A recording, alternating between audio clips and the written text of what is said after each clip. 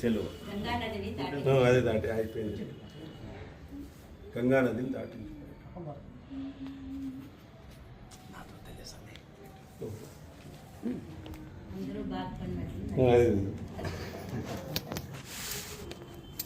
మరి భాగవతంలో మనము అత్యద్భుతమైనటువంటి భారతంలో మనం అత్యద్భుతమైనటువంటి ఘట్టాలను మనం వింటున్నాం.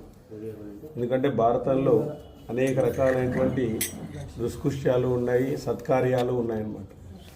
ఆ దుష్కార్యాలు మనం చేస్తే వాటి ఫలితాన్ని అనుభవించాల్సిందే. వాటిని అనుభవించడానికి మనం రెడీ అయితే అవి చేయాలి. దుష్కార్యాలు చేస్తున్నామంటే వాటి ఫలితాలు కూడా మనం అనుభవించాల్సిందే. సత్కార్యాలు చేస్తున్నామంటే వాటి ఫలితాలు మనకు వస్తాయి. కాబట్టి వాటిని మనం చేసేటప్పుడు కొద్దిగా ఆలోచించాలి. తరతరాలుగా మనము ఏం చేయాలా? ఎందుకంటే భగవంతుని దృష్టిలో కొన్ని దుష్కార్యాలు ఉంటాయి, కొన్ని సత్కార్యాలు ఉంటాయి అన్నమాట. ఇప్పుడు మనము భక్తి చేస్తాం, ఏదైనా ఆశించి చేసినాం అనుకో అది పాపం. ఏం సార్ అతను రోజు గుడికి పోతున్నాడు, అది చేస్తున్నాడు, బాగా చేస్తున్నాడు అంటే అది భగవంతుని దృష్టిలో పాపం. ఏదైనా నువ్వు ఆశించి చేసినావంటే, అంటుకొని చేసినావంటే పాపం. కాబట్టి అవి మనం చేస్తున్నప్పటికీ కూడా పాపాలుగా పుణ్యాలుగా ఇదవుతాయి. సో నిష్కామ కర్మ చేసినామనుకో 100% మార్కులు ఇస్తాడు ఆయన. అంటే నిష్కామంగా మనం చేసేది నేర్చుకోవాలి. దాన్ని భక్తుడు అంటారు. గుడికి పోయేవాడినంతా భక్తుడు అంటారు. బొట్టు పెట్టుకునేవాడిని, గుడికి పోయేవాడిని, టెంకాయలు కొట్టేవాడిని వాళ్ళంతా భక్తులు కాదు. వాళ్ళు ఎవరైతే నిష్కామ కర్మంగా వచ్చి వాళ్ళు భగవంతుడిని ధ్యానిస్తూ ఉన్నారో వాళ్ళు భక్తులు అని చెప్పినారు. ఇంకే భగవద్గీతలో శ్రీకృష్ణ భగవానుడు నా భక్తుడు ఎవరు అని చెప్పేసి అడుగుతాడు. అర్జునుడు అడుగుతాడు, ఎవరు భక్తునికి ఏం క్వాలిటీస్ ఉన్నాయి? భక్తునికి ఏం క్వాలిటీస్ ఉన్నాయంటే సమస్త కర్మలను నాకే అర్పించేటువంటి వాడు, సమస్త కర్మలు నాకే అర్పించేటువంటి వాడు. యద్భక్త కున్వత్ పరమో యద్భక్త సంగవర్జిత నిర్వైర్య సర్వభూతేషు మమ ఇతి పాండవ అంటాడు. అంటే సమస్త కార్యాలను నాకే అర్పించేటువంటి వాడు, ప్రాపంచక సుఖాల పట్ల విముఖత కలిగినటువంటి వాడు, అన్ని ప్రాణుల్లో నన్నే చూసేటువంటి వాడు, వీడు నా భక్తుడు అని చెప్తాడు. అంత నీట్గా డెఫినేషన్ చెప్తాడు. యద్భక్త కున్వత్ పరమో, నా భక్తుడైనటువంటి వాడు నాకు అర్పించేటువంటి వాడు. సర్వకార్యాలను అంటే నేనేం చేసినా నీకు అర్పిస్తాను స్వామి, సర్వకార్యాలను నాకు అర్పించేటువంటి వాడు, సమస్త కర్మలను కూడా నాకే అర్పించేటువంటి వాడు. అంటే నేను ఈ పని చేసినాను, ఈ ఫలితాన్ని నువ్వు ఎట్లన్నా ఇచ్చేసే, నాకు తెలియదు, నువ్వు ఎంత ఇస్తావో నాకు తెలియదు, ఈ ఫలితాన్ని నేను ఆశించడం లేదు. యత్కర్మ కున్వత్ పరము యద్భక్త సంఘవర్జిత, ఎవరైతే సామాజిక ప్రాపంచిక విషయాల పట్ల దూరంగా ఉంటారో, ప్రాపంచిక విషయాలను తక్కువగా ఆలోచించి మానసికమైనటువంటి ఆధ్యాత్మిక విషయాలు ఎక్కువగా ఆలోచిస్తారో, యద్భక్త కున్వత్ పరము యద్భక్త సంఘవర్జిత నిర్వైర్య సర్వభూతేషు, అంటే సమస్త ప్రపంచంలో ఉండేటువంటి వాళ్ళందరూ కూడా నా వాళ్ళే, అందరిలోనూ ఆత్మ ఉంది, అందరూ నా వాళ్ళే అని ఎప్పుడైతే అంటావో వాడు నా భక్తుడు అని చెప్తాడు. ఇంత నీట్గా డెఫినేషన్ ఇచ్చినాడు ఆయన. సో దీంట్లో మనకు ఒక క్వాలిటీ ఉన్న భక్తులు అవుతాం మనం. సర్వభూతదయ కలిగి ఉండాలి, సమస్త కర్మలను ఆయనకు అర్పించాలి, మత్పరాయణుడుగా ఉండాలి. కాబట్టి సంఘాన్ని అంటే ప్రాపంచిక విషయాల పట్ల ఆసక్తిని తగ్గించుకోవాలి, వీళ్ళే నా భక్తులు అని చెప్తారు. కాబట్టి ఆ విధంగా మనము భగవంతుణ్ణి అర్పించడం అనేటువంటిది నేర్చుకోవాలి. వాళ్ళు భక్తులు అని చెప్తారు మనం. కాబట్టి మనము ఆశించి ఫస్ట్ చేస్తాం. భగవంతుడు ఏమంటాడంటే ఆర్తి, అర్థార్థి, తర్వాత జిజ్ఞాసి, జ్ఞాని, వీళ్ళు నలుగురు లాస్ట్కి ఏం కావాలంటే జ్ఞాని కావాలా అంటాడు ఆయన. ఆర్తి అంటే కోరికతో వచ్చేటువంటి వాడు ఒక భక్తుడు ఉంటాడు. నా కోరిక తీరాలి స్వామి, ఎట్లన్నా కానీ తీరల్లా. సరే కొన్ని కోరికలను ఆయన తీరుస్తుంటాడు, ఎందుకంటే వాడు ఫస్ట్ ఇంకా వచ్చినాడు కాబట్టి గుడికి తప్పించుకో కోరిక వచ్చినాడు పాపం, మన గుడికి రప్పిస్తామని చెప్పేసి కోరిక తీరుస్తాడు. అర్థార్థి నాకు డబ్బులే కావాలి స్వామి, వానికి ఇస్తాడు. సో ఇది చాలా కాలం ఇవ్వడు. మళ్ళీ అర్థార్థి అయినాక నువ్వేం కావాలా, జిజ్ఞాసి కావాలా. జిజ్ఞాసి అంటే ఏమి, భగవంతుడి గురించి తెలుసుకోవాలా. భగవంతుడు నాకు అన్నీ ఇస్తున్నాడు కదా, ఆయన ఎవరు, ఆయనకి నాకుండే సంబంధం ఏమి, ఆ జిజ్ఞాసి వానికి రావాలి. ఆ జిజ్ఞాస అంటే ఇంట్రెస్ట్, ఒక క్యూరియాసిటీ రావాలి. నాకు తెలుసుకోవాలని, నాకు అన్నీ ఇస్తున్నాడు ఆయన, మన కోరితే ఇచ్చినాడు, ఈరోజు డబ్బులు అడిగితే ఇచ్చేసినాడు, ఎవరైనా నాకేం సంబంధం లేకుండా ఇచ్చిస్తానాడే.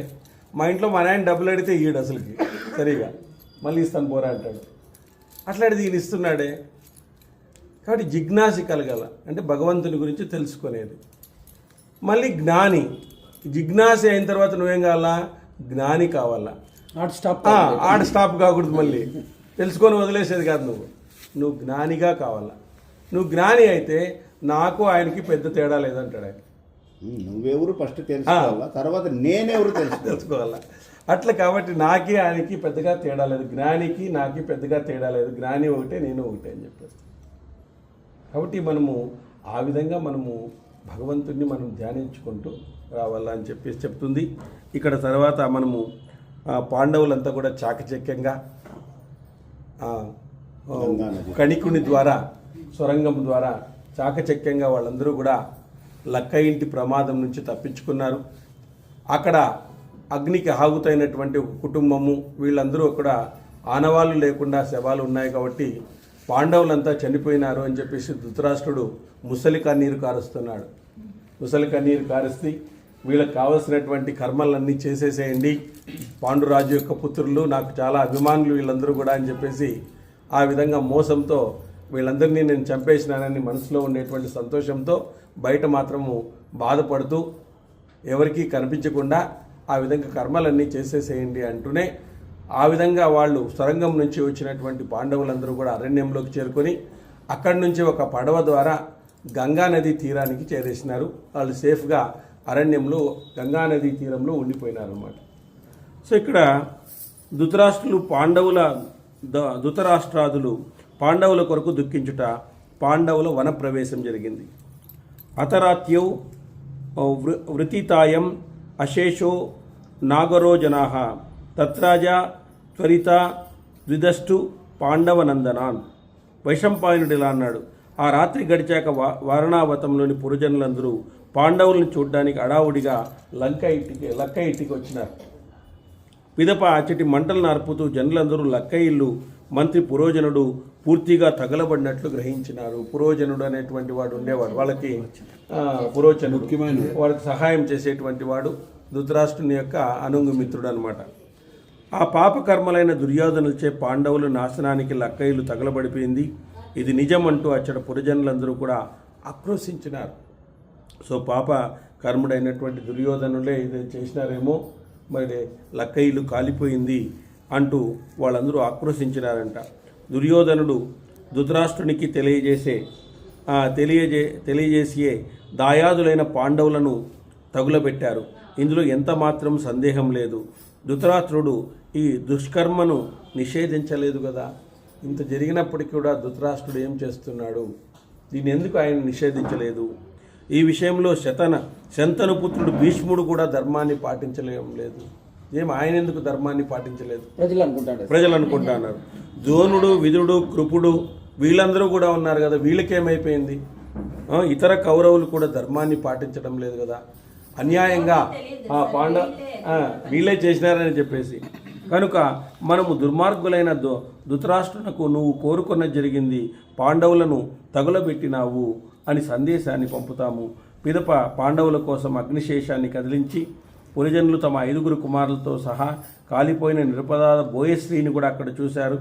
ఆ గృహాన్ని శుభ్రపరిచే కనకుడు సొరంగ మార్గాన్ని ధూళితో పూడ్చివేసినాడు. దాన్ని పురజనులు చూడలేదు. పిదప ఆ పురజనులు పాండవుల మంత్రి పురోచనుడు అగ్నిలో కాలిపోయినట్లు ధృతరాష్ట్రునికి తెలియజేసినారు. ధృతరాష్ట్ర మహారాజు మిక్కిలి అప్రియమైన పాండవుల పుత్రుల మరణ వార్తను విని మిక్కిలి దుఃఖించుడై ఆక్రోశించినాడు. అయ్యో, వీరులు పాండవులు తల్లితో సహా కలిపోయినారు. కీర్తిశాలి నా సోదరుడు పాండురా మహారాజు మళ్ళీ చనిపోయినట్లుంది. అప్పుడు చనిపోయినాడు, వాళ్ళ పుత్రులు ఇప్పుడు చనిపోయినారు, ఆయనే చనిపోయినట్లుంది ఇప్పుడు అని చెప్పేసి ఆయన ముసలి కన్నీరు కారుస్తున్నారు. పురుషులారా, వేగంగా వారణావతానికి వెళ్ళండి. ఆ వీరులకు కుంతీ భోజుని కూతుర్ని గౌరవించండి. వారందరూ కులోచితాలు శుభప్రదాలైన పారలౌకిక కర్మాలను పెద్ద ఎత్తున జరిపించండి. అక్కడ వారితో చనిపోయిన మిత్రులందరికీ తగిన కర్మలు చేయించండి అని ఆదేశించినాడు. ఈ విధంగా అడిగినప్పుడు పాండవులకు కుంతి మేలు కోసం ఏమేమి కర్మలు చేయించడానికి వీలవుతుందో వాటికి ఎంత డబ్బు ఖర్చైనా పర్వాలేదు. అంబికా తనుడైన ధృతరాష్ట్రుడు ఇలా జ్ఞాతులతో కూడి పాండవులందరికీ తిలోదకాలు ఇచ్చినాడు. పిదప ధృతరాష్ట్రుడు అతని పుత్రులు కౌరవులందరూ భీష్మునితో కలిసి గంగానది వద్దకు వెళ్ళారు. వారందరూ మహాత్ములైన పాండవులకు తిలోదకాలు ఇవ్వడానికి వెళ్ళారు. వారందరూ ఆభరణాలు కిరీటాలను విసర్జించినారు. ఏకవస్త్రధారులై దుఃఖముతో గంగా నదీ తీరానికి వెళ్ళారు. వారందరూ పరమ దుఃఖితులై పరిపరి విధాలుగా ఆక్రోశించినారు.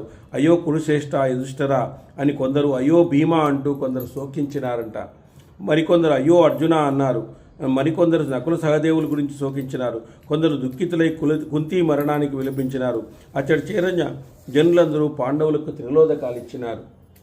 పురజనులు పాండవుల గురించి రకరకాలుగా పూర్వాపరాలు తెలిసి విదురుడు మాత్రము కొద్దిగా శంకించినాడు, కొద్దిగా దుఃఖించినాడు. ఆయనకు తెలుసు ఆ విషయాలన్నీ కూడా. అదే జరిగితే ఇంత చెడ్డ వార్త మరొకటి ఉండదు. యుధిష్ఠిరుడు ధర్మరాజు విప్రులచే అనేక విధాలుగా ప్రశంసించబడ్డాడు. అతను సత్యవ్రతుడు, ఎప్పుడూ సత్యాన్నే పలికేవాడు. అతడు తనను తాను ధర్మానికి అర్పించుకున్నాడు. అతనిలో అన్ని మంచి లక్షణాలే ఉన్నాయి. అటువంటి పాండునందనుడు యుధిష్ఠిరుడు ఎలా చనిపోయినాడు? అసలు ధర్మరాజు అంటే ఎవరు? ధర్మదేవత యొక్క ప్రతిరూపం. ధర్మానికి రూపం అనేటువంటిది వస్తే అది ధర్మరాజు. కాబట్టి ఇన్ని లక్షణాలు ఉండి అతను ధర్మం కోసం తనను తాను అర్పించుకునేటువంటి లక్షణం కలిగినటువంటి ధర్మరాజు ఎలా చనిపోయినాడు? అటువంటి పాండునందనుడు యుధిష్ఠిరుడు ఎలా చనిపోయినాడు? తన పట్ల తాను ఏ విధంగా ప్రవర్తించాడో ఇతరుల పట్ల కూడా అంత ప్రేమగానే యుధిష్ఠిరుడు ప్రవర్తించేవాడు. అంటే ధర్మం అంటే ఏమి? మనకు ఇతరులు ఏమి చేస్తే అపకారం కలుగుతుందో ఆ అపకారాన్ని ఇతరులకు చేయకూడదు, దాన్నే ధర్మం అంటారు. మనకు ఇతరులు కొట్టినారనుకోండి, మనకు అపకారం కలుగుతుంది, దాని ఇతరులకు నువ్వు చేయకూడదు అనమాట. అంటే నువ్వు ధర్మంగా ఉంటే వాళ్ళు కొట్టరు నిన్ను మళ్ళీ. కాబట్టి మనకు ఇతరులు ఏమి చేస్తే మనకు అపకారం కలుగుతుందో ఆ అపకారాన్ని ఇతరులకు చేయకూడదు, దాన్నే ధర్మం అని అంటారు. అహింస అంటే అతను తిట్టినారనుకోండి, నువ్వు తిట్టకూడదు. అతన్ని ఎందుకు తిడతారు? అధర్ముడైతే తిడతారు, ఊరికే ఎందుకు తిడతారు? కాబట్టి ధర్మాత్మునికి అలాంటివి ఏమీ జరగవు. ఎవరు అపరాధం చేయరు, వాడు ఇంకోటికి అపరాధం చేయడు అని అర్థమాడు వాటికన్నమాట. నువ్వు తిడితే ఊరికే ఉండాలా సార్ అంటారు. ఊరికే ఉండకూడదు. ఎందుకంటే అహింసో పరమో ధర్మ, ధర్మహింస తథైవచ అని కూడా ఉంది. అది కొట్టేసినారు మన వాళ్ళు. అదే ప్రాబ్లం అయిండేది. ఎవరైనా నువ్వు అహింస చేయకూడదని చెప్పినారు, కానీ హింస చేస్తే నువ్వు ఎదిరించాల్సిందే. ధర్మానికి హాని కలిగినప్పుడు నీ ప్రాణాలు పణంగా పెడితే నువ్వు డైరెక్ట్ మోక్షమే. ఇంకా ధర్మం కోసం నువ్వు పోరాడితే డైరెక్ట్ మోక్షమే, నీకు వేరే ఏం లేదు, నీకు దారే లేదు, డైరెక్ట్ మోక్షానికి వెళ్ళిపోతావు. అందుకే అహింసో పరమో ధర్మ, ధర్మహింస తథైవచ అని ఉంది. ఆ ధర్మహింస తథైవచ తీసేసినారు మనోళ్ళు. తీసేసి అది మాత్రం పెట్టినారు, అహింసో పరమో ధర్మ. అంటే వాళ్ళు ఏం చేసినా ఊరికే ఉండు, వాళ్ళు ఏం చేసినా ఊరికే ఉండు, ఇట్లుండే ఈ ధర్మం ఇట్లా తయారైంది. ఇంత గొప్ప వారసత్వానికి కలిగినటువంటి ఈ ధర్మము ఈరోజు అడుగంటిపోతా ఉంది. ఈరోజు మళ్ళీ ఈ ధర్మాన్ని నిర్మించుకోవాల్సినటువంటి అవసరం ఏర్పడుతుంది. అంటే అశోకుడు వచ్చే ఆయన బౌద్ధ మతము స్వీకరించేంత వరకు చాలా బాగుంది. ఈ బౌద్ధ జైన మతాలు ఇవన్నీ వచ్చిన తర్వాత కొంతవరకు మనల్ని బాగా సప్రెస్ చేసేసినారు. చాలా అసలు శాంతమైపోయినారు, ఇంకందరూ వచ్చి మీద పడినారు. అది కాబట్టి ఈ రెండు మతాలు మనలో ఉండేటువంటి దీన్ని తగ్గించేసినాయి, ప్రెజర్నంతా కూడా బాగా తగ్గించేసినాయి. కాబట్టి వీళ్ళు ఎక్కువగా మనకు కొంతవరకు నష్టం జరిగింది. ఈ బౌద్ధ మతం నుంచి జైన మతం నుంచి కొంత నష్టమే జరిగింది. మనం ఈ విధంగా కావడానికి అవి కూడా కారణాలుగా మనం చెప్పవచ్చు అన్నమాట.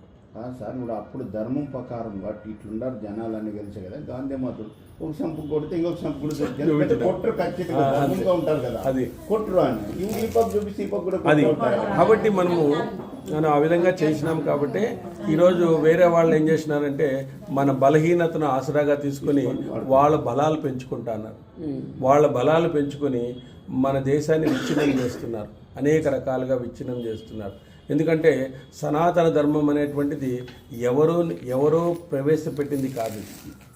అది ఎంత ప్రాచీనమైనదో. సనాతనం అంటే శాశ్వతమైనటువంటి ధర్మం.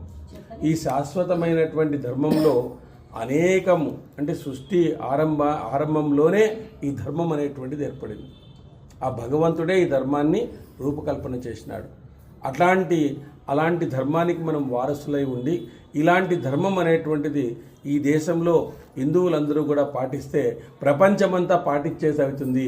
కాబట్టి మనకు ఉనికి లేకుండా పోతుంది. కాబట్టి ఈ సనాతన ధర్మాన్ని ఎలాగైనా తొక్కేయాలి మనము అని చెప్పేసి అనేక శక్తులు, అంటే మేక్ ఇన్ ఇండియా కాకుండా డివైడింగ్ ఇండియా శక్తులు తయారైపోయినాయి. విభజించి పాలించు. ఆ డివైడింగ్ ఇండియా అనేటువంటి ఆ శక్తులు ప్రారంభమై ఈరోజు సనాతన ధర్మాన్ని విచ్ఛిన్నం చేయడానికి ఎన్నో శక్తులు ఇచ్చేస్తున్నారు. అనేక రకాలైనటువంటి పద్ధతుల ద్వారా వాళ్ళు సనాతన ధర్మాన్ని ఇచ్చేస్తున్నారు. కాబట్టి మనము ఈరోజు సనాతన ధర్మము ప్రతి ఇంటికి ప్రచారం చేయాలి. ప్రతి ఇంట్లో ఉండేటువంటి స్త్రీలు వీళ్ళందరూ కూడా కట్టు బొట్టు సాంప్రదాయము మనది ఏదైతే ఉందో దాన్ని అంతా కూడా మనం పాటించాలి. ఎందుకంటే ఇది ఈ సనాతన ధర్మానికి ప్రపంచవ్యాప్తంగా గుర్తింపు ఉంది. ఈరోజు ప్రపంచవ్యాప్తంగా మోడీ గారు ఎక్కడికి పోయినా భగవద్గీతను ఇచ్చొస్తాడు. ఆయన ఏంది ఇచ్చేలేదు ఎవరికి కానీ. వాళ్ళ లాంగ్వేజ్లో తర్జమా చేసి ఇచ్చొస్తాడు. వాళ్ళంతా చదివి ఆయనకి కామెంట్స్ పెడుతున్నారు, బ్రహ్మాండంగా ఉంది, మాకు ఈ జ్ఞానం తెలియలేదు అని చెప్పేసి. పెద్ద రష్యా పోయినప్పుడు, జపాన్ పోయినప్పుడు, ఎక్కడ పోయినా ఆయన భగవద్గీత ఇచ్చొస్తాడు, అందరికీ ఇచ్చొస్తాడు. వాళ్ళ భాషలో తర్జమా చేసి ఇచ్చొస్తాడు. మనం ఏం చేస్తున్నాము, ఏదో గొడుగులు అవన్నీ ఇట్టుకుండా పోతాను. మనము ఒక భగవద్గీత ఇస్తాం ప్రతి ఒక్కరికి, పిల్లలకి ప్రతి ఒక్కరికి ప్రజెంట్ చేస్తే ఎట్లుంటుంది. ఒకరోజు వాళ్ళు భగవద్గీతను తీసుకొని శనివారము ఆదివారము అట్లా గుడికి వస్తే ఎంత ఇది ఉంటుంది. చదువుకోమైనా పర్వాలేదు, ఫస్ట్ ఇస్తే చాలు కదా. ఫస్ట్ పిల్లలకి ఇద్దాం, ఇచ్చి వాళ్ళని గుడికి రప్పిస్తే ఇంకా సనాతన ధర్మానికి తిరిగి ఉండదు. అంటే ఈరోజు జరుగుతుంది ఆ సనాతన ధర్మాన్ని గురించి సక్సెస్ అవుతుంది. ఈరోజు భగవద్గీత చెప్తుంది, మరి మానస పాపం ముందు భగవద్గీత చెప్పిస్తా ఉంది పిల్లలకి. మరి ప్రతి ఒక్కరూ తనకు ఏదైతే తోస్తుందో అది చేస్తూ ఉండాలి. ఒకరే చేయాలని కాదు, ప్రతి ఒక్కరూ ఒక్కొక్క చోట జరుగుతూ ఉంటే ఆ పిల్లల్లో కూడా ఈరోజు తగ్గిపోతుంది. హ్యాపీ న్యూ ఇయర్ కూడా తగ్గిపోయింది, మన 60% తగ్గిపోయింది. అన్ని వాట్సాప్లు ఉండడం వలన మనకేమి ఈజీగా పంపించవచ్చు. అప్పుడు కాలంలో టెలిఫోన్ తెలియజేయాలా, అక్కడ పోయి తెలియజేయాలి ఏం లేదు. ఇప్పుడు 5 నిమిషాల్లో ఫోటో పంపించవచ్చు ఆపరికి. కాబట్టి ఆ విధంగా ఈరోజు ప్రతి ఒక్కరూ కూడా మేల్కోవాలి. మన ధర్మాన్ని మనము నిలబెట్టాలి. మనం ఆ ధర్మాన్ని నిలబెట్టగలిగితే మన ధర్మము ఇంక తిరుగుండదు. అన్ని దేశాల్లో కూడా మా అమెరికాలో మన 700 శ్లోకాలు పారాయణం చేసినారు అంటారు. అమెరికాలో ఉన్నటువంటి ఒక నగరంలో మన పారాయణం చేసినారు. గణపతి సత్యనారాయణ స్వామి కూడా పోయినాడు అటు. మరి అక్కడ ఉండే వాళ్ళకి తెలుస్తుంది మేమేం పోగొట్టుకున్నామని. ఇక్కడ ఉండే వాళ్ళకి తెలియడం లేదు ఏం పోగొట్టుకుంటున్నామని. ఆ భాషనే మాట్లాడుకుని అక్కడే, ఎందుకంటే వాళ్ళకి తెలుస్తుంది, అయ్యో ఇది ఏం లేదే, అమెరికా ఊరికే వచ్చేసినామే ఇటు కానీ తెలుస్తుంది వాళ్ళకి. కానీ ఇక్కడ ఉండే వాళ్ళకి తెలియడం లేదు, పోయే వరకు తెలియడం లేదు. మనిషి పోతేనే తెలిసేది ఆ ఇంట్లో వాల్యూ అనేటువంటి తెలుస్తుంది అనమాట. కాబట్టి మనం పోగొట్టుకోకుండా మనము దీన్ని సనాతన ధర్మాన్ని మనం అందరూ కూడా కాపాడాలి. అనేక మంది హిందూ సమ్మేళనాలు పెట్టి ఈరోజు వాళ్ళకు తోచినటువంటి ప్రతి చోట కూడా మంచి ప్రసంగాలు ఇస్తూ వృత్తులు ఇచ్చి చేస్తున్నారు.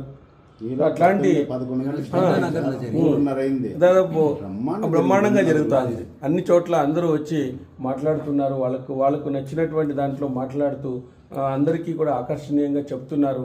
మనం ఇలాంటి ధర్మాన్ని మనం పట్టుకోవాలి. ఇలాంటి ధర్మాన్ని కోల్పోయినామంటే మన జీవనానికి మనుగడకు సాగించలేము అని చెప్పేసి ఆ విధంగా జరుగుతుంది. ఇక్కడ భక్తి మార్గం ఇండోపూర్లో ఉంది కానీ RSS ప్రబలం కాలేదు అని ఏం స్పీచ్ చెప్పాను. కాబట్టి అటువంటి పాండునందనుడు యుధిష్ఠిరుడు ఎలా చనిపోయినాడు, తన పట్ల తాను ఏ విధంగా ప్రవర్తించాడో ఇతరుల విషయంలో కూడా అంత ప్రేమగా యుధిష్ఠిరుడు ప్రవర్తించేవాడు. అతడు తల్లితో సహా ఎలా చనిపోయాడు. యువరాజుగా అభిషక్తుడై యుధిష్ఠిరుడు సత్యధర్మాలను పాటిస్తూ తన తండ్రి కీర్తిని పెంచి పోషించినాడు. అటువంటి వాడు కాలునిచ్చే చంపబడ్డాడు. యముడు ఎంత చెడ్డవాడు. పాపం కుంతి బహుకాలం అరణ్యవాసం అనుభవించింది, దుఃఖాలను పొందింది. కేవలం కొడుకుల మీద ప్రేమతో ఆమె భర్తతో పాటు మరణించకుండా ప్రాణాలను కాపాడుకుంది. గొప్ప వంశంలో పుట్టిన కుంతి కొంతకాలం మాత్రమే భర్తతో ఉంది. అటువంటి కుంతి ఏ కోరికలు తీరకుండానే పుత్రులతో పాటు కాలిపోయింది. బలిసిన భుజాలతో అందమైన చేతులతో మేరు పర్వతంలాగా కనిపించే భీమసేనుడు మరణించాడంటే మేము నమ్మలేకుండా పోతున్నాం. భీమసేనుడు పుట్టినప్పుడు ఆయన రోజు కింద పడితేనే బండ పగిలిపోయింది. అట్లా వాడు ఇంకా చనిపోయినాడంటే మాకు అసలుకి ఇదే కావడం లేదు. ఆ విధంగా తెలియకుండానే చనిపోతున్నాడు. ఆ అర్జునుడు సత్ప్రవర్తన కలిగిన వాడు, చురుగ్గా చేతులు కదిలించేవాడు, అతను గొప్ప ఆయుధాలను ఉపయోగించేవాడు, వినయశైలి, రథం నడపడంలో ప్రవీణుడు, ఎంత దూరమైనా ప్రయాణించేవాడు, అతనికి తొద్దురుపాటు లేదు, గొప్ప అస్త్రాలు తెలిసినవాడు, మహాబలశాలి, సూర్యుడు, తూర్పు దేశాల వారిని సౌవీరులను దక్షిణ దేశాల వారిని జయించి ముల్లోకాల్లో తన పౌరుషాన్ని ప్రకటించినాడు. అర్జును పుట్టుకతో పాండురాజు కుంతి పరమానంద భరితమైనాడు. ఇంద్ర సమానమైన విజేత అర్జునుడు ఎలా మరణించినాడు? ఎట్లా మరణించినాడు అయ్యా? వీళ్ళంతా ఇంత గొప్ప లక్షణాలు ఉన్నాయి వీళ్ళకి. ఎట్లా మరణించినారు? ఎద్దు మూపురం వంటి భుజాలతో, సింహం లాంటి గంభీరమైన నడివడికతో శోభిల్లే కవలలు, నకుల సహదేవులు ఎలా మరణించారు? అందరికీ అన్ని గొప్ప క్వాలిటీస్ ఉన్నాయి. పాండవులకి అశ్విని దేవతల యొక్క అవతారం వాళ్ళు, నకుల సహదేవులు. మరి వాళ్ళు ఎలా మరణించినారు? వైశంపాయనుడు ఇలా అన్నాడు. త్రిలోదకాలిస్తూ భీష్ముడు చేస్తున్న విలాపాలను విని విదురుడు దేశకాలాలను గమనించి ఇలా అన్నాడు. బ్రహ్మచర్య, నిష్టగరిష్ట, పురుషశ్రేష్ఠ, నువ్వు దుఃఖించరాదు, శోకాన్ని వదిలిపెట్టు. ఆ పాండవులకు ఏ కీడు రాదు. సమయానికి తగ్గట్టు నేను చేయవలసింది చేశాను. వారి కోసం నువ్వు త్రిలోదకాలు ఇవ్వవలసిన పని లేదు అన్నాడు విదురుడు భీష్మునితో అన్నాడంట. ఏమి లేదయ్యా, నేను చేయవలసిందంతా చేసేసాను. నువ్వేమి గిండాలు వాళ్ళకి ఏం పెట్టొద్దు, ఏం అవసరం లేదు, త్రిలోదకాలు ఇవ్వవలసిన అవసరం లేదు. అప్పుడు భీష్ముడు కొత్తగా పక్కకు తొలగి విదురుణ్ణి పట్టుకొని ఆనంద బాష్పాలు అకారణంగా అస్పష్టమైన తీయని స్వరంతో కౌరవు వినకుండా విదురునితో ఇట్లా రహస్యంగా మాట్లాడుతున్నాడంట. భీష్ముడు అన్నాడు, నాయన, మహారథులు పాండవ పుత్రులు ఎలా జీవించగలుగుతారు? పాండవులు మన అదృష్టం కొద్దీ ఎలా పతనం నుంచి తప్పించుకున్నారు? నాలాంటి వారందరూ మహాపాప భయం నుంచి ఎలా తప్పుకోగలిగారు? నాలాంటి వారందరూ మహాపాప భయం నుంచి ఎలా తప్పించుకోగలిగారు? గరుడుని కారణంగా అతని తల్లి వినీత దాస్యం నుంచి తప్పుకున్నట్లు నీ వలన పాండవులు పతనం నుంచి తప్పుకున్నారు కదా. దాస్యం నుంచి ఏ విధంగా అయితే తన తల్లి తప్పుకొనిందో, ఆ గరుడు పోయి ఆయన అమృతాన్ని తీసుకుని వచ్చినాడు. తర్వాత దర్భల మీద ఉంచినాడు. అందుకే దర్భలు పవిత్రమని ఎందుకు చెప్తారంటే అమృతం దాని మీద ఉంచినారనమాట. అందుకే దర్భలు పవిత్రం. దర్భలతో చేస్తారు. ఏదన్నా తిథి చేయాలన్నా, ఏం చేయాలన్నా దర్భలతో చేస్తారు. ఎందుకంటే అమృతం దాని మీద పెట్టినారు కాబట్టి. సో అమృతం దాని మీద పెట్టి ఆయన మీరందరూ కూడా శౌచీలు బాగా సముద్ర స్నానం చేసి రాపోండప్ప, మీరు అమృతం తీసుకొందరు అని చెప్పినాడు. సో అది తెచ్చిచ్చినారని చూపించినాడు. వాళ్ళందరూ సముద్ర స్నానానికి పోయినారు. సముద్ర స్నానానికి పోతే ఇంద్రుడు వచ్చి తీసుకుపోయినాడు. నేను మీకు ఇస్తానని చెప్తాను కానీ తాగిస్తానని చెప్పలేదు కదా అని చెప్పినాడు. గరుడు మీకు అమృతం ఇస్తానని చెప్పినాను కానీ నేనే అందరికీ తాపిస్తానని చెప్పలేదు. ఇంద్రుడు ఎత్తుకుపోయినా నాకేం తెలుసు అని చెప్పిన. పోయి తెచ్చుకోకండి అని చెప్పినాడు. సో ఆ విధంగా తల్లి నుంచి ఆ విధంగా దాస్యాన్ని విముక్తి చేసినాడు అనమాట. ఆ విధంగా ఆ దాస్యం నుంచి తప్పుకున్నట్లు వినీతను కద్రువ కొడుకులు వాళ్ళందరూ కూడా ఆపక్కుండే వాళ్ళు. వినీత కొడుకు గరుడు, అనూరుడు, సూర్యుని యొక్క రథసారథి, వాళ్ళిద్దరూ కూడా తప్పుకున్నట్లు నీ వలన పాండవులు తప్పుకున్నారు. కురుశ్రేష్ఠ, జనమేజయ, ఇలా పాండవులు అడిగితే ధర్మాత్ముడు విదురుడు కౌరవులు వినకుండా ఆశ్చర్యం కలిగించే పనులు చేసేటువంటి వాడు. అంటే విదురుడు అంటే ఆశ్చర్యం కలిగించే పనులను చేస్తాడు ఆయన. ఒక్కోసారి బుర్రకెక్కవు. భీష్మునితో ఇలా అన్నాడు, ఏమన్నాడంటే విదురుడు అన్నాడు, రాజు ధృతరాష్ట్రుడు, శకుని, దుర్యోధనుడు కలిసి పాండవులను నాశనం చేయాలని నిర్ణయించుకున్నారు. అది మాత్రం షూర్. దుర్యోధనుడు ఆజ్ఞ మేరకు కుమారులతో సహా కుంతిని చంపడానికి, లంక ఇంటిని నిప్పిపెట్టడానికి పురోచన్ని నియమించినారు. ప్లాన్ చెప్తున్నాడు. పిదప నేను కనికుని పిలిచి లక్క ఇంట్లో ఒక సొరంగాన్ని తవ్వించి గుహను నిర్మింపజేశాను. దాని ద్వారా పాండవులు, కుంతి బయటకు దాటించబడ్డారు. వారి విషయంలో శోకించవలసిన అవసరం లేదు. శత్రు వివర్తనులైనటువంటి పాండవులు మహాభయంకరమైన గృహాగ్ని నుంచి ఈ ఉపాయంతో రక్షించబడినారు. వాళ్ళు ఈజీగా చెప్తున్నాడు, చెప్పేసినాడు భీష్మునికి, నువ్వు శోకించవద్దు, పాండవులు బతికే ఉన్నారు. కాలం పరిపక్వమయ్యే వరకు పాండవులు రహస్యంగా తిరుగుతూ ఉంటారు. వాళ్ళు కాలము ఎప్పుడైతే పరిపక్వం అయ్యే వరకు వాళ్ళు రహస్యంగా తిరుగుతుంటారు. సరైన సమయంలో రాజులందరూ యుధిష్ఠర్ని చూస్తారు. మీరందరూ మళ్ళీ యుధిష్ఠర్ని చూస్తారు. ఎక్కడా పోరు. తల్లితో కూడి 6 మహాబలు పాండవులు వారణానగరం నుంచి బయటకు వచ్చి గంగా నది తీరాన్ని చేరుకున్నారు. పాండవులందరూ నావికులు బాహువేగం వలన, నదీ ప్రవాహంలోని వేగం వలన, గాలి ప్రయాణానికి అనుకూలంగా వీస్తుండడం వలన శీఘ్రంగా గంగా ఆవలి ఒడ్డుకు చేరినారు. తర్వాత వారు పడవను విడిచిపెట్టి రాత్రి సమయం అందే నక్షత్ర సమూహాల వల్ల దిక్కులు తెలుసుకుంటూ దక్షిణ దిక్కుకు ప్రయాణం చేస్తున్నారు. వాళ్ళందరూ కూడా ప్రయాణం చేస్తున్నారు. రాజా, పాండవులు ఎంతో శ్రమించి ఒక దట్టమైన అడవిని సమీపించినారు. పిదప వారు మిక్కిలి శ్రమ చెంది దాహంతో, నిద్రతో బాధపడుతూ భీమసేనునితో తిరిగి ఇలా అన్నారు, ఇంతకన్నా కష్టమేమున్నది? ఈ అరణ్యం చాలా దట్టంగా ఉన్నది. దిక్కులు కూడా తెలియడం లేదు. ముందుకు ప్రయాణించడానికి సామర్థ్యం సన్నగిల్లుతా ఉంది. దుర్మార్గుడు పురోచనుడు కాలిపోయాడో లేదో తెలియదు. మనకి ఎవరికీ తెలియకుండా ఈ శత్రుభయం నుంచి ఎలా భయపడగలము? పురోచనుడు వాడు బతికుంటే వాడు చెప్పేస్తాడు విషయాలన్నీ కూడా. వాడు బతికున్నాడో లేదో తెలియదు. ఈ అరణ్యంలో మనము లోపల ఉండిపోయినాము. మనకు దిక్కులు అనేటువంటి తెలియడం లేదు. ఏమిటిది? మనకంతా కూడా ఇలాగా మనకు ఎవరికీ తెలియకుండా శత్రుభయం పట్టుపోయింది. ఎలా బయటపడతామో తెలియడం లేదు. అప్పుడు ధర్మజుడు, భీమసేన, మాలో నువ్వు బలవంతుడవు, వాయువు వలె బలశాలివి. నువ్వు పూర్వం మమ్ములను మోసుకొని పోయినట్లు ఇప్పుడు కూడా మమ్మల్ని మోసుకొని తీసుకుపోవాలా? ఈ అరణ్యంలో నువ్వు మోసుకొనే మమ్మల్ని తీసుకొని పోవాల్సిందే అని అంటున్నారు. ధర్మరాజు చెప్పిన మాటలు విని మహాబలుడు భీమసేనుడు కుంతిని, ఇతర సోదరులను ఎత్తుకొని మోసుకుంటూ అరణ్యంలో శీఘ్రంగా ప్రయాణించినాడు. ఆ విధంగా భీమసేనుడు వేగంగా అరణ్యంలో ప్రయాణిస్తుంటే చెట్లు కొమ్మలతో సహా వనమంతా కాళ్ల వేగానికి కదిలిపోయి పెద్ద రొద చేస్తున్నట్లుందంట. ఆయన నడుస్తుంటేనే ఆ చెట్లన్నీ కదులుతా ఉన్నాయంట, అన్నీ కూడా ఆ విధంగా పెద్ద రొద చేస్తున్నట్లున్నాయంట. జ్యేష్ఠ ఆషాఢ మాసాల సంధికాలంలో పెనుగాలులు వీచినట్లు భీమసేనుని కాలిపిక్కల నుంచి పెనుగాలులు వీచినాయి. దాంతో మహాబలిని ప్రయాణ మార్గంలోని చెట్లు లతలన్నీ కిందకు పడిపోయినాయంట. ఆయన వస్తూ ఉంటేనే కిందకు పడిపోతానాయంట. భీమసేనుడు నడుస్తున్న బాటకు దగ్గరగా పూలు, పండ్లతో కూడిన చెట్లున్నాయి. వాటిని అణగదొక్కుతూ పొదలను నాశనం చేస్తూ వేగంగా ప్రయాణిస్తున్నాడు భీముడు. 3 శరీర అవయవాల నుంచి మదాన్ని స్రవించే 60 సంవత్సరాలు కోపించిన మత్తగజముల భీముడు పెద్ద పెద్ద చెట్లను కూడా కూలగొడుతూ ప్రయాణిస్తున్నాడు. గరుడుని రెక్కల వాయువులతో సమానంగా వేగం కలిగి భీమసేనుడు ప్రయాణ వేగం చేత మిక్కిలి పాండవులకు ఇంద్రియ జ్ఞానం కూడా నశించిపోయింది. వాళ్ళు ఎక్కడ పోతున్నారో వాళ్ళకే తెలియదు. ఈ భీముడు వేగంగా ప్రయాణిస్తుంటే అడవంతా కూడా పడిపోతుంది, లతలంతా కిందకి పడిపోతున్నాయి, వాటినంతా తొక్కి వెళ్ళిపోతున్నాడు. ఏం జరుగుతుందో తెలియదు. ఆ సమయంలో పాండవులు దుర్యోధన భయం వలన తరచూ మార్గంలో ఎదురయ్యే సుదీర్ఘమైన జల ప్రవాహాలను ఈదుతూ రహస్య స్థలానికి చేరుకున్నారు.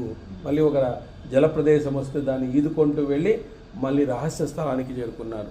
భీమసేనుడు ప్రవాహాలు అడ్డు వచ్చినప్పుడు ఎత్తు పల్లాలుగా ఉన్న ప్రదేశాలను, కష్టం వచ్చినప్పుడు సుకుమారి యశస్విని కన్నతల్లిని తన వీపు మీద మోస్తున్నాడు. కష్టం వచ్చినప్పుడు ఆమె వీపు మీద ఎక్కించుకుంటున్నాడు, మిగతా వాళ్ళు వెళ్ళిపోతున్నారు.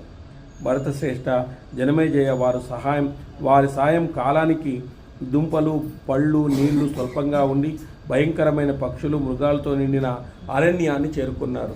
సంధ్యాకాలం పరమ భయంకరంగా ఉంటుంది. మృగాలు, పక్షులు కూడా దారుణంగా ఉంటాయి. కాలం కానప్పుడు వీస్తున్న భయంకరమైన వాయువులచే జిక్కులన్నీ చీకట్లు కమ్ముకున్నాయి. రాజా, అప్పుడు వీచిన గాలుల తాటికే ఆకులు పండ్లు కింద పడిపోయినాయి, చెట్లు పొదలు ఎగిరిపోయినాయి, అనేక వృక్షాలు పూర్తిగా కొన్ని పాక్షికంగా విరిగిపోయినాయి. అరణ్యమంతా కకావికలమైపోయిందంట. వాళ్ళు పోయే అరణ్యమంతా కూడా కకావికలమైపోయింది. కురుశ్రేష్ఠుల ప్రయాణం వలన కలిగిన అలసట చేత, దాహం చేత, ముందుకొస్తున్న నిద్ర చేత ఇంకా ప్రయాణించలేకుండా పోయినారు. వారందరూ నీరసమైన మహారణ్యంలో ఒకచోట కూలబడ్డారు. పిదప దాహార్తితో కుంతి తన కుమారులతో ఇలా అంది: నేను 5 పాండవులకు తల్లిని, అందరి మధ్యలో ఉన్నాను, అయిన దాహంతో అలమటిస్తున్నాను అన్నది కుంతి తన పుత్రులతో. తల్లి అన్న మాటలకు విన్న భీమసేనుడు మనసు తల్లి పట్ల ప్రేమతోనూ దురవస్థ పట్ల జాలితోనూ పరితపించినాడు. వెంటనే భీమసేనుడు నీళ్లు తేవడానికి పోయినాడు. భీముడు భయంకరమైన నిర్జనమైన మహారణ్యంలోకి ప్రవేశించి విశాలమైన నీడనిచ్చే అందమైన మర్రి చెట్టును చూశాడు. రాజా, పాండవులందరినీ చెట్టు కింద ఉంచి భరతశ్రేష్ఠుని భీమసేనుడు, నేను నీళ్ల కోసం వెతుకుతాను, మీరందరూ ఇక్కడ విశ్రమించండి మర్రి చెట్టు కింద అని చెప్పేసి వాళ్ళని అక్కడ కూర్చోబెట్టాడు. ఇక్కడ కొంగలు, నీటి పక్షులు మధురంగా ధ్వని చేస్తున్నాయి కనుక తప్పకుండా పెద్ద జలాశయం ఉంటుంది అని అనుకుని ఆ జనమేజయ జ్యేష్ఠపుత్రుడు, జ్యేష్ఠ సోదరుడు యుధిష్ఠిరుడు వెళ్ళి రమ్మని అనుమతించిన తర్వాత భీమసేనుడు జలపక్షులైన కొంగలు సంచరించుతున్న ప్రదేశానికి వెళ్ళాడు. జనమేజయుడు భీముడు అక్కడ నీరు తాగి స్నానం చేసి సోదర ప్రేమతో వారి కోసం తన ఉత్తరీయంలో నీటిని పట్టుకొని వచ్చాడు. వచ్చినాడంట. ఆ ఉత్తరీయంలో నీళ్లు ఎలా తెచ్చాడు అని పాఠకులకు అనుమానం కలుగుతుంది. దానికి నన్నయ్య తెచ్చినాడు. నన్నయ్య చెప్పాడు, కమలపత్ర పుటికలతో తామరాకుల ఉత్తరీయం వేసుకుని నీటిని తెచ్చాడు. కమలపత్రం ఉండేటువంటి ఆకులు కలిగినటువంటి దాన్ని నీతికి ఎత్తుకొచ్చినాడు. ఇట్లా మనకు వస్తాయి కదా చక్కని నీళ్ళని ఎట్లా తీసుకొచ్చినారని చెప్పి 2 క్రోసుల దూరాన్ని తల్లి కోసం త్వరగా దాటి వచ్చి దుఃఖం కమ్ముకోగా భీముడు పాములాగా బుసగొట్టాడు. అలా వచ్చిన రుకోదరుడు కటిక నేలపై నిద్రిస్తున్న కన్నతల్లిని సోదరుని చూసి మిక్కిలి శోకించాడు. నేను దురదృష్టవంతుడిని, ఇంతకంటే బాధ కలిగించే దృశ్యం ఏముంటుంది? నా సోదరులందరూ కటిక నేలపై నిద్రిస్తూ ఉంటే చూడవలసి వచ్చిందని భీముడు ఆక్రోశించినాడంటే, ఏమయ్యా ఇట్లాంటి పరిస్థితి వచ్చింది మనకి, ఏం శత్రుభయమో ఏమో, ఎవరు మనల్ని చంపాలనుకుంటున్నారో ఏమో, ఏమిటిది అని చెప్పేసి ఓ రకంగా ఆయన నిర్లిప్తకు గురి అయినాడంట భీమసేనుడు. వారణావతంలో పూర్వం మిక్కిలి విలువైన గొప్ప పడకలపై శయనించిన నిద్రరాని పాండవులు నేడు నేల మీద హాయిగా నిద్రిస్తున్నారంట. అలసిపోయినారన్నమాట. అలసిపోయి నేల మీద నిద్రిస్తున్నారు.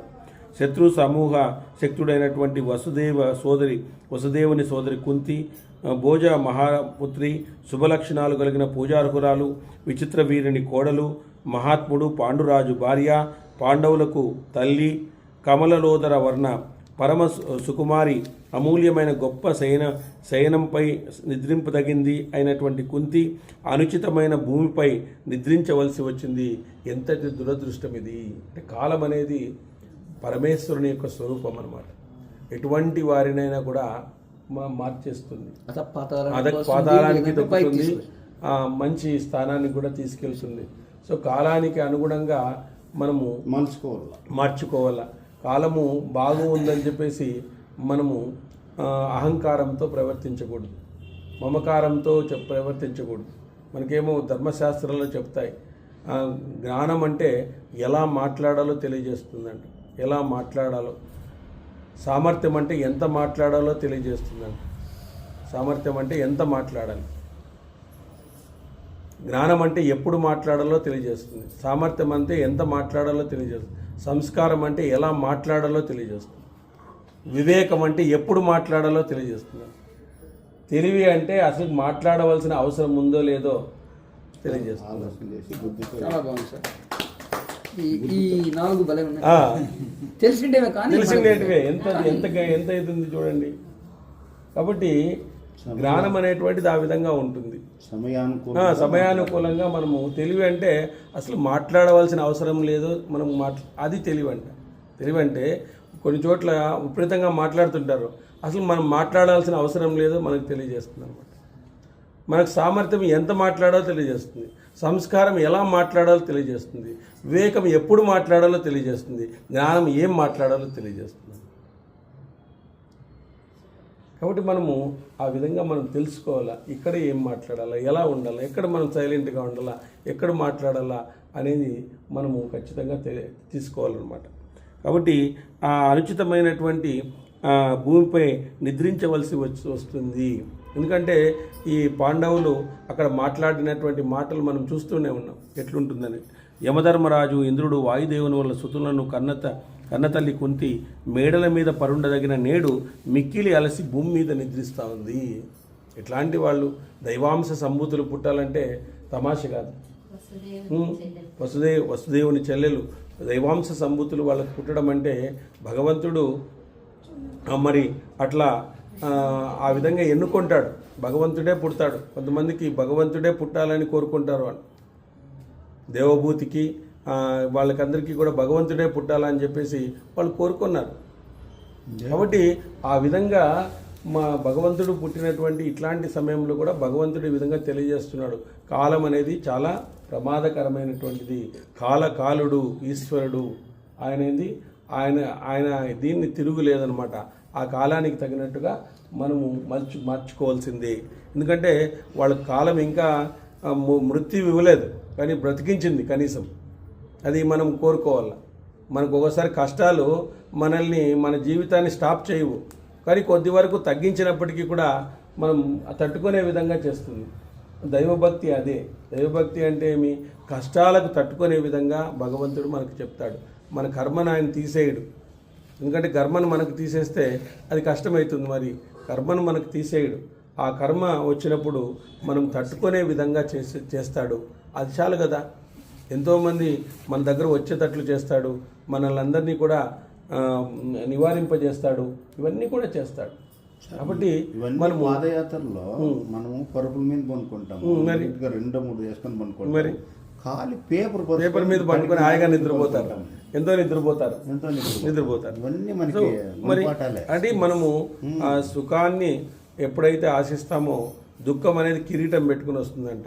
సుఖంతో పాటు దుఃఖం కూడా కిరీటం పెట్టుకొని వస్తుంది ఖచ్చితంగా.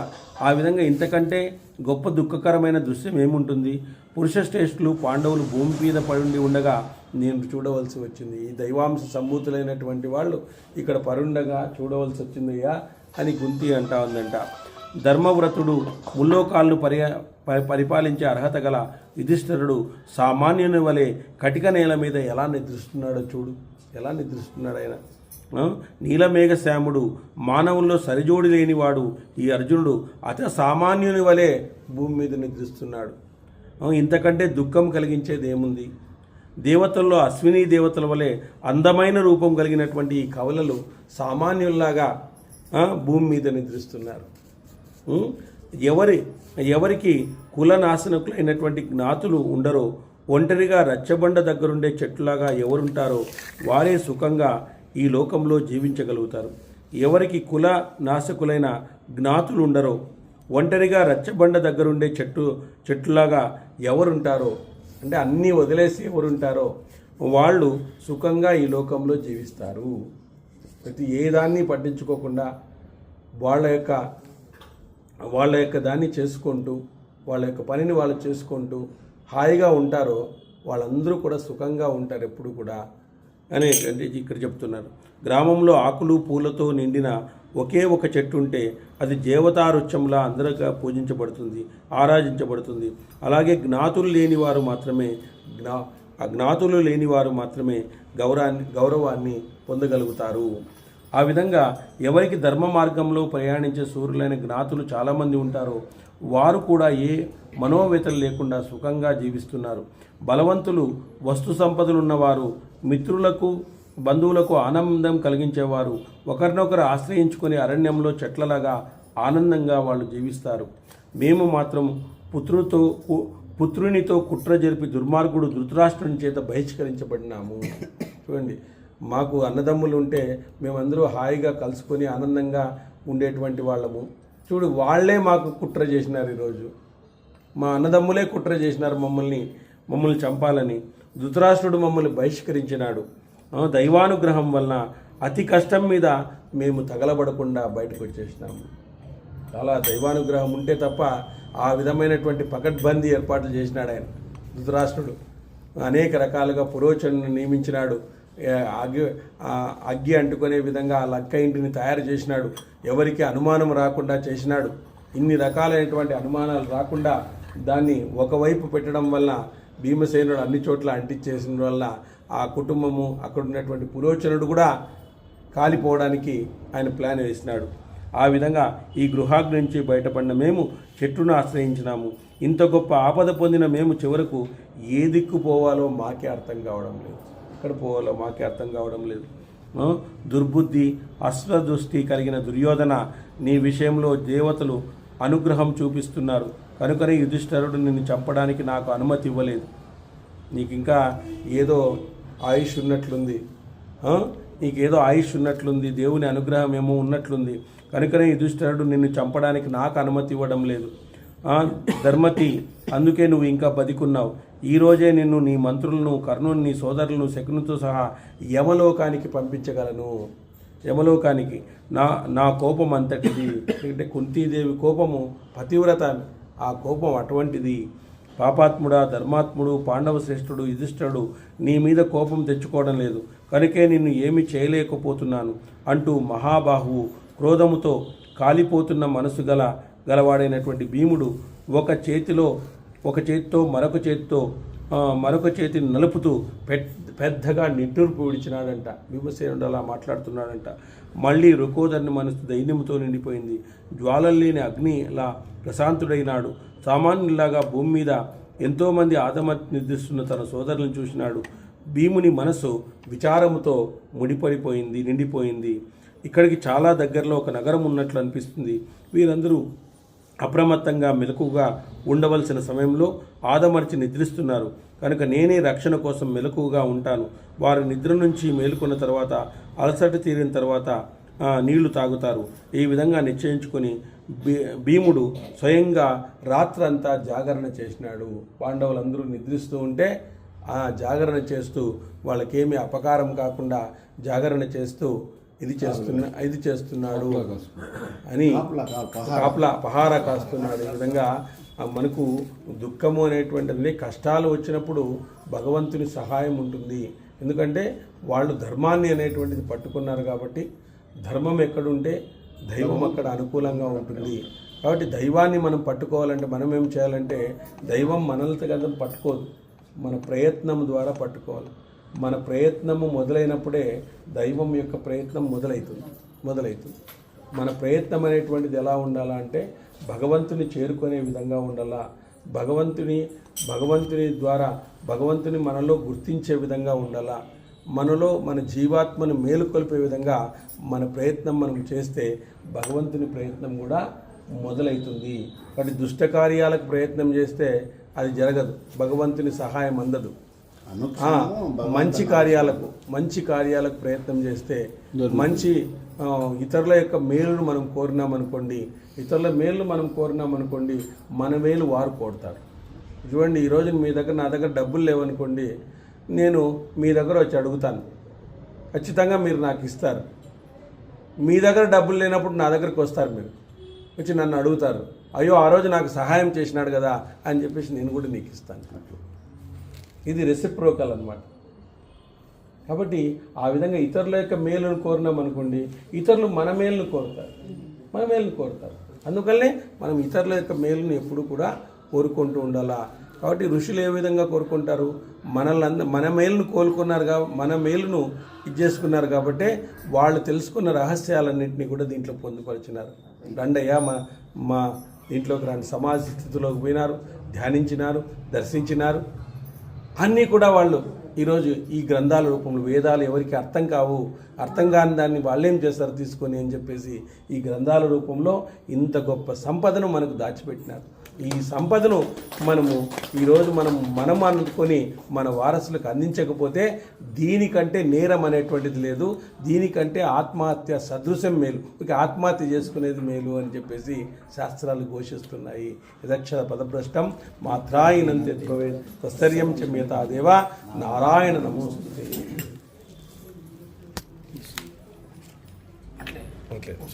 సరే.